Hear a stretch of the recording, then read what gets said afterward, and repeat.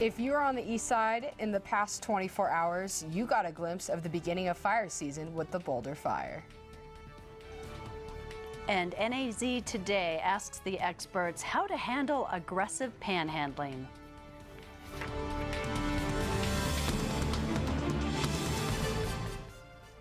Good evening and welcome to NAZ Today. I'm community anchor Bonnie Stevens. And I'm student anchor Alexa Vagnazzi. Thanks for joining us. Well, fire season started early for northern Arizona with 2 fires starting over the weekend. The Boulder Fire, northeast of Flagstaff, located on Mount Eldon, is in the same area of the 1977 radio fire.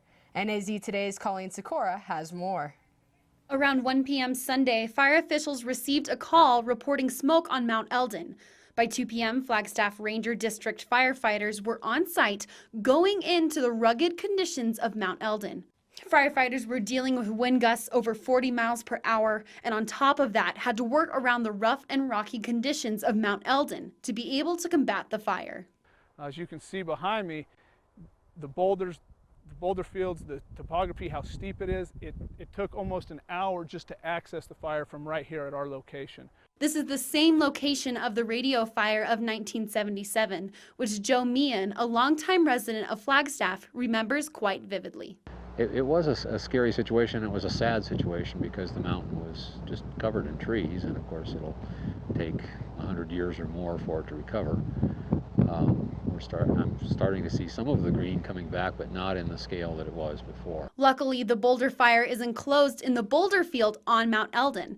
Firefighters are working to keep it contained as best they can with the small amount of tools they can take up the steep terrain. All there is up there is a bunch of logs from the radio fire, so we were able to cut those logs up, get them busted down into smaller manageable pieces to be able to put them out. We have shovels, axes, rakes to try to scratch out all the pine needles and the litter that's tucked up into the rocks where that fire was trying to chew through the rocks to get up in there. Due to a lack of a natural water source on Mount Eldon, firefighters are using dirt to put out the fire as quickly as they can. Fire season started early due to a lack of water in northern Arizona, and it is evidenced in grass drying out already, giving a visible reminder to try to prevent the 2014 fire season from being one of the worst northern Arizona has seen. It's all about education. We're trying to spread the message for people to really pay attention to what they're doing. If they see something in the woods that doesn't look right, to please get it reported as soon as possible. For NAZ Today, I'm Colleen Sikora. Coconino National Forest would like to let the public know that smoke will still be seen around Mount Eldon for the next few days. Also, if you see a fire, please call 911 or the Coconino National Forest at 928-526-0600. And with the Boulder Fire just beginning the fire season, especially with high wind advisories here in northern Arizona, in fact, over the weekend we saw excessive winds of over 60 miles per hour. Lee, how does this wind play a role with these fires? Well, obviously it makes it a whole lot more difficult on firefighters, and weather can play a huge role in wildfire behavior. And here we take a look at it. And we have red flag warnings that are very common around here during the spring months. If you're new to Flagstaff, today was a red flag warning day. These are issued when there is critical fire weather conditions across the region. First of all, we have the very dry forest fuels. We've only had 2 inches of precipitation around here all winter, so yeah, very dry forest fuels. Low relative humidity, meaning there's very little moisture in the air. Relative humidity is usually below 15%, or when we start to see red flag warning conditions. Very strong winds, which were in excess of 60 miles per hour this weekend. And once you start seeing winds in excess of 30 miles per hour, it can really lead to extreme fire behavior and even sometimes explosive fire behavior. And we're a couple months early here with this kind of fire season setting up for us after a very dry winter. Here's some of the wind gusts yesterday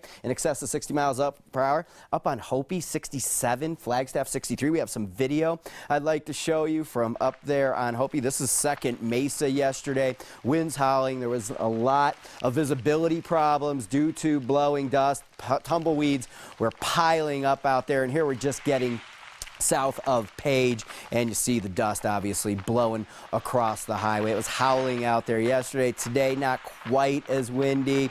We do have a fire weather watch for tomorrow. There's most likely going to be more red flag warnings and a little bit of moisture headed our way. A storm system headed in Wednesday is kind of the whole cause of all this wind out there recently. So we're going to talk about that in Maine weather. Bonnie, Alexa, going to send it back over to you. Thanks, Lee. Those are some fierce winds for sure. Well, today is the last day to sign up for the Affordable Care Act that, with a few exceptions. Last week, the government announced special enrollment periods for 2 different groups. And those people are those who have already started their application but didn't finish it yet, and people dealing with complications such as natural disasters and family problems. You know, signing up for coverage doesn't seal the deal because people still have to pay their premiums unless they have lower incomes where they will be able to get a break in their premium. About 6 million people have signed up for private insurance and several million more have gotten insurance under the Act. If people are not able to sign up by today's deadline, open enrollment for 2015 starts November 15th of this year. And Coconino County Sheriff's officers found a jail inmate dead of an apparent suicide early Sunday. Alvin Franklin apparently hung himself with a bedsheet while in his cell. The 39-year-old was a defendant in a misdemeanor trespassing case. Officers do not suspect foul play. Well, warmer weather in the high country might be a reason for Flagstaff police receiving increasing reports of people panhandling all around Flagstaff, but not peacefully. Although panhandling is not illegal, the persistence of those asking for money is reaching an aggressive level. NAZ Today's Kaylee George tells us more. The amount of people panhandling in northern Arizona is increasing, and Flagstaff PD says the aggression level is also increasing. Sergeant Runge with Flagstaff PD tells us what to do if you encounter an insistent person asking for money. Obviously, tell people, hey, if they continue to harass or you're afraid, draw attention to yourself so that other passerbys may see it. You know, tell them loudly no. Tell them to leave you alone. Whether you decide to give to those panhandling or not, it is important to know that it is your choice, but be aware that the donated money could not be going to what you'd hope for. Well, it's an individual choice. Some people choose to hand them money, and that's okay if that's what they choose. The problem with that is you don't know what kind of bad habits that they have or if they have any bad habits. Oftentimes, people are apprehensive to give money because of the unknown use or possible dangers from insistent behavior, but many panhandlers are standing peacefully. We spoke to Robert Gardner, who told us how those in the community who have donated to him have kept him on his feet. Thanks to a lot of people, too, that help me and stuff, and a lot of NAU students that help us, and we're blessed, very blessed. For panhandlers like Robert, donations make a difference. But there are also other options to help those in need. So one of the ways that you can, if you want to give, is there's Flagstaff Shelter Services in town, which helps the homeless find housing and provides shelter during cold weather months and those types of things. Other ways to help those with financial difficulties without handing them money include donating to the food bank or giving your time to volunteer at shelters or food kitchens. For NAZ Today, I'm Kaylee George.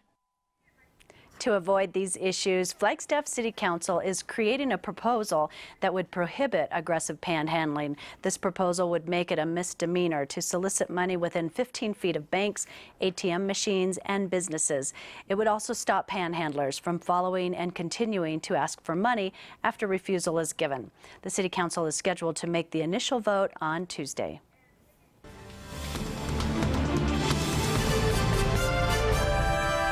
One organization is working on permanent protection for the Grand Canyon watershed. And the measles bite me making a comeback. Find out how to prevent catching this disease. Stay tuned.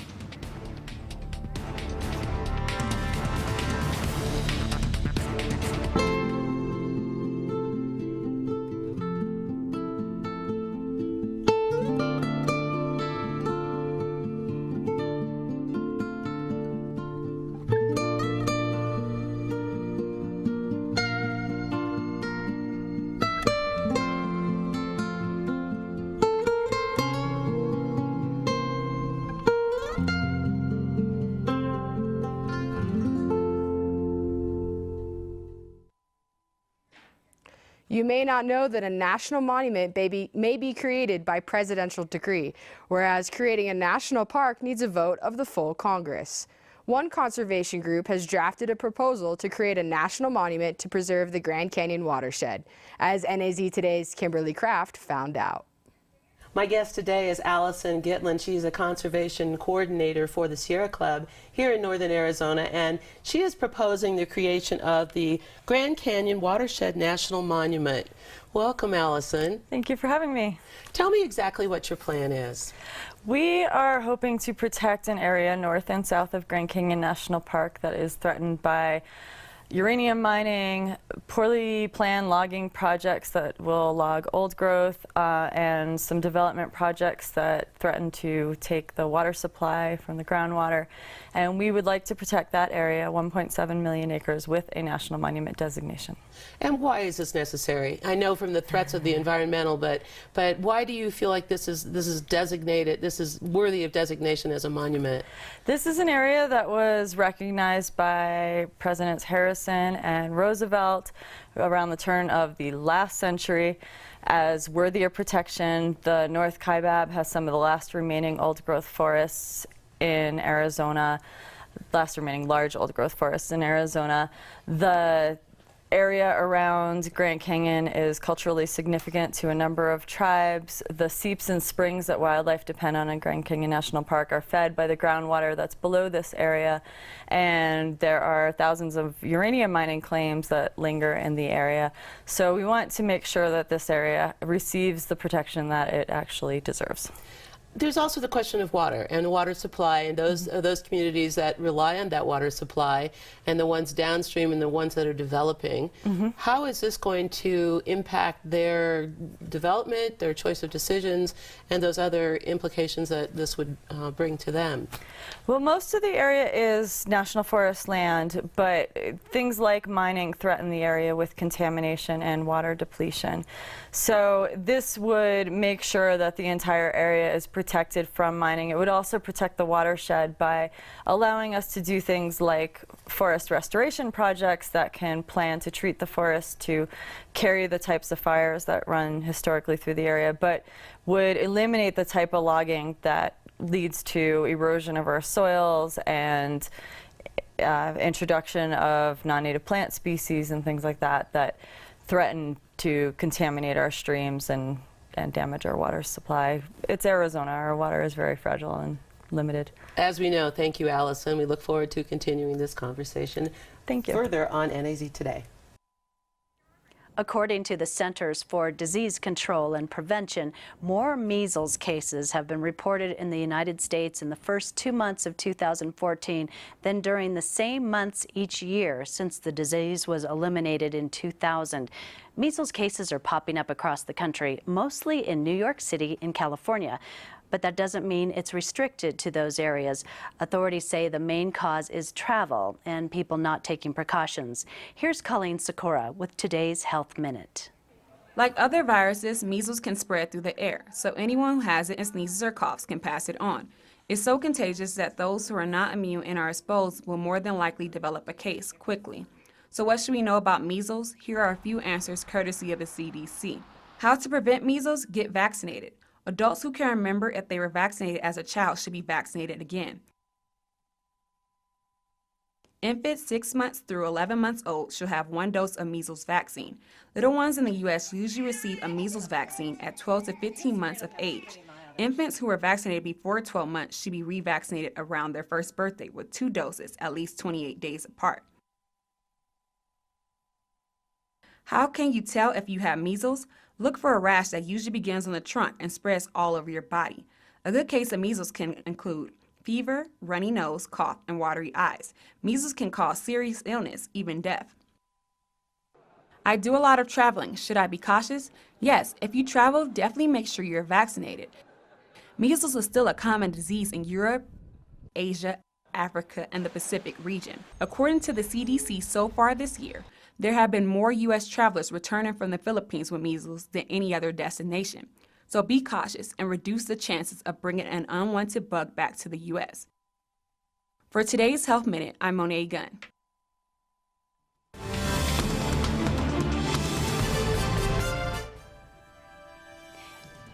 It was a beautiful sunny day, but the wind still persists. We'll see if there's any change throughout the week.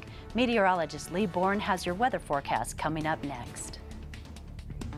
And the Coconino baseball team had quite the weekend out on the baseball diamond. Brooke Cowell has your sports update next.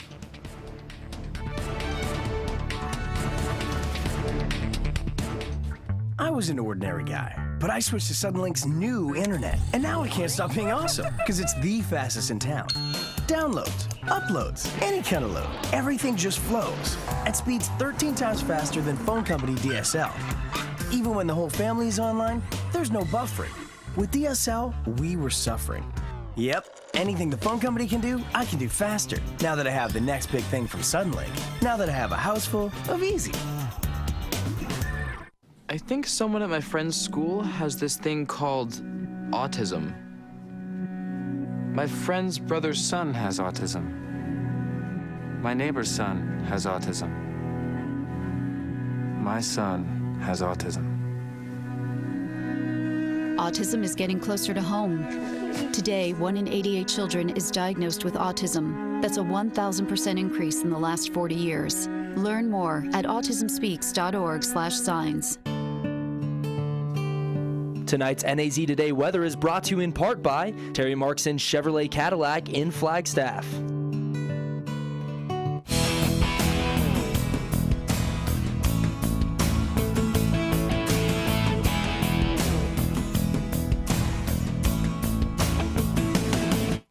All right, uber windy out there today. These pictures taken by NAZ Today's own Brandon Newman up on Second Mesa. Notice the tumbleweeds piled up on the right-hand side of that house and then also on the front of that house. So here in Flagstaff, I guess we shovel snow, they shovel tumbleweeds. All right, another windy day out there today. As I mentioned yesterday up on Kikotsma, Second Mesa, winds gusting up near 70 miles per hour, 67 mile per hour wind gust recorded. Today's high temperature in Flagstaff, 55 degrees. Yesterday in Flagstaff, it was blowing 63, I think, was our top wind gust. Today, a little bit more moderate, winds gusting up in the 40s. Very typical type spring weather, but with such a dry winter that we just had, we're already into red flag warnings here quite a bit early. And if you ever go to the National Weather Service homepage, this is what it would look like. These pink and red areas, that's all red flag warnings. That's for critical fire weather. This is today all across northern Arizona and into central Arizona, White Mountains, all the way up into New Mexico. Low relative humidities and very strong winds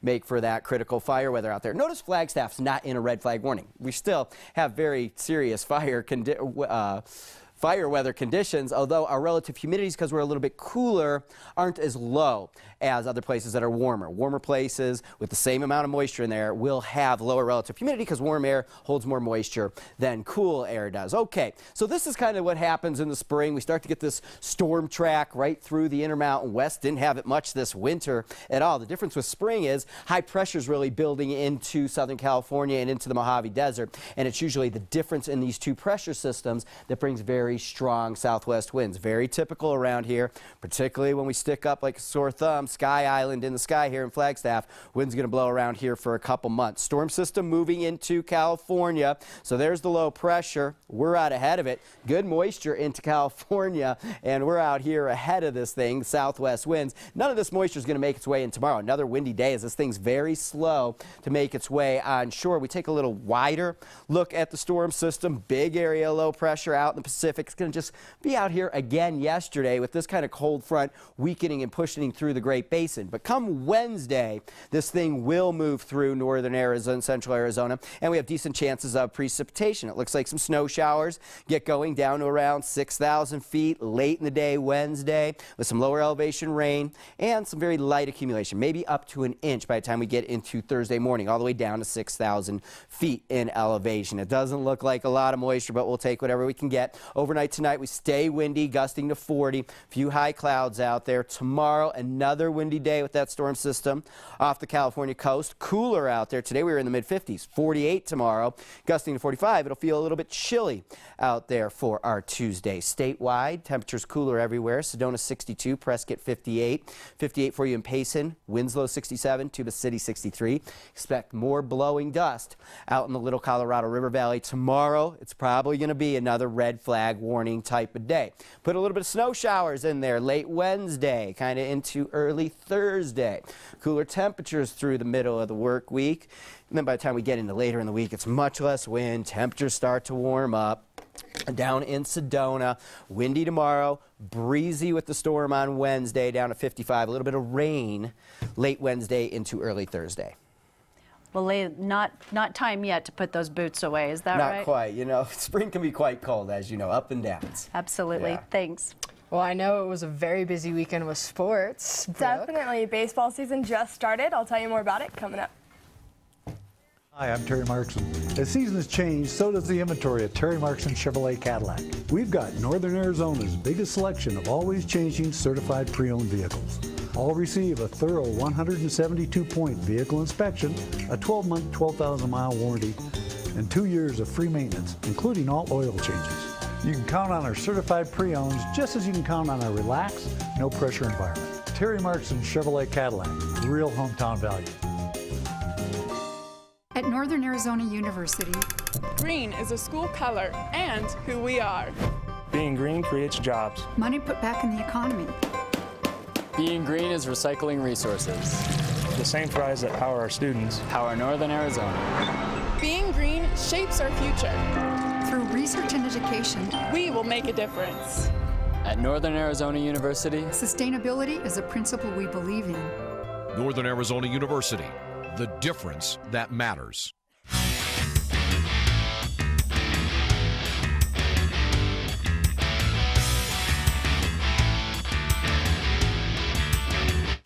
It was a busy weekend for us here in Northern Arizona as baseball and softball have been taking over our sportscasts lately. And with the beautiful weather we've been having, makes it perfect for a hot dog and soda. But let's start things off on the diamond with Coconino baseball.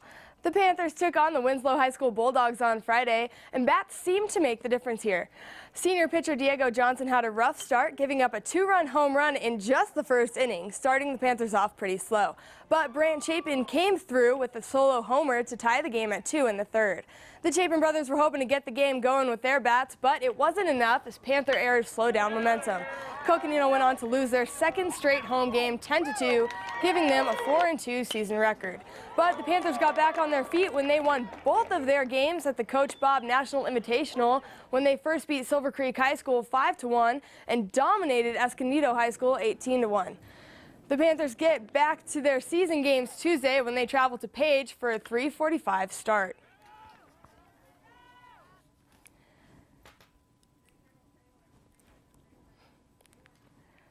And we're going to switch over to the softball field here in a minute. The Coconino softball team also faced the Winslow High School Bulldogs on Friday.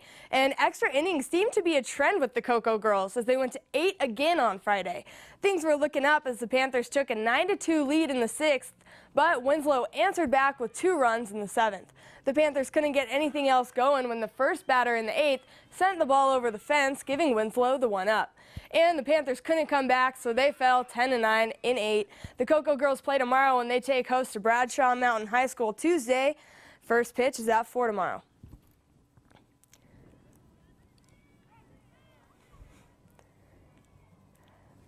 Keeping it on the diamond, the Flagstaff softball team had a busy weekend as well, as we are going to start with Friday. Things started off slow for the Eagles before the game really started to heat up. Mingus Union started strong with a run in the first and followed getting a run each in the 4th and 5th innings. But Flagstaff wasn't going to quit as they came out strong in the 6th and 7th, scoring a run each. But it wasn't enough when they left a few too many runners on base throughout the game, ultimately losing them the game 3-2.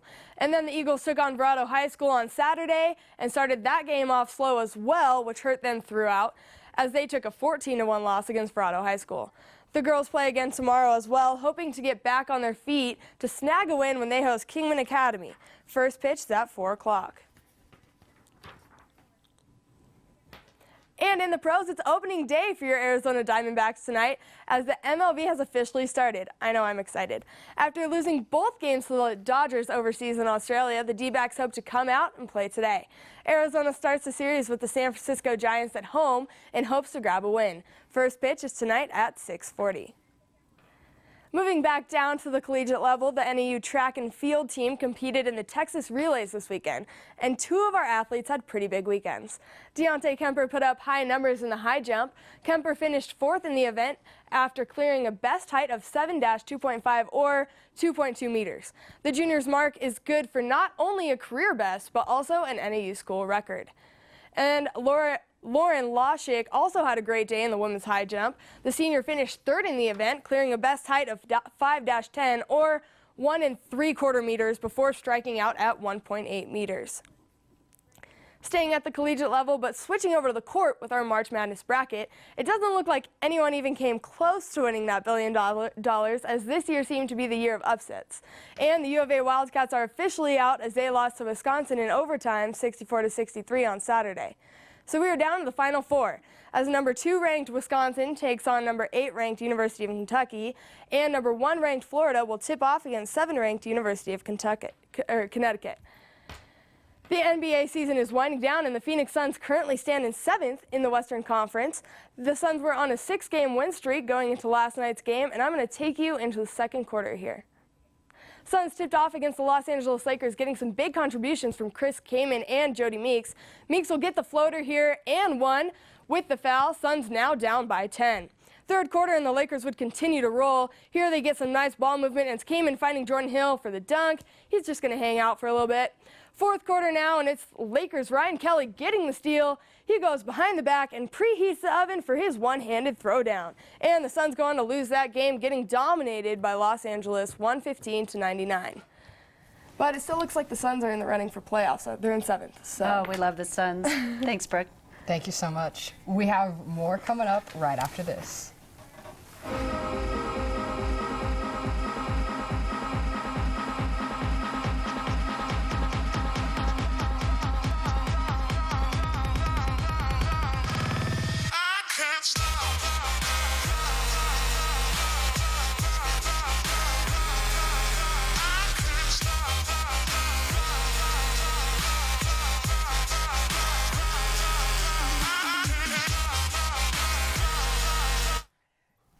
All right, welcome back. Another windy day in store tomorrow. Cooler storm system on the approach, moves in Wednesday. A little bit of snow showers late in the day Wednesday into early Thursday. Still cool on Thursday, but the sun's back out and temperatures warm as we get into what looks like a lovely weekend right now. And for you down in Sedona, 62 and windy tomorrow. Careful out there, kids, with the high fire danger. If you ever worry a valet might scratch your car, just remember it could be a whole lot worse. A valet apparently forgot to put this car in park Saturday night. It was 15 feet underwater by Sunday morning. The car was parked at a dock in Fort Myers Beach when it started to roll, then went into the water. No one was inside the car at the time. Divers helped pull the car back out Sunday. It's not clear whether the car ended up with any scratches, but as you can see, the owner is probably a little more concerned about the water damage at this point. You know, I didn't need to see that. I worry every time a valet takes my car. Oh no, I'd make them get me a new car, is what I would do. I self-park. Exactly. Just don't feel right about, yo, man, you know, it's too high class for me.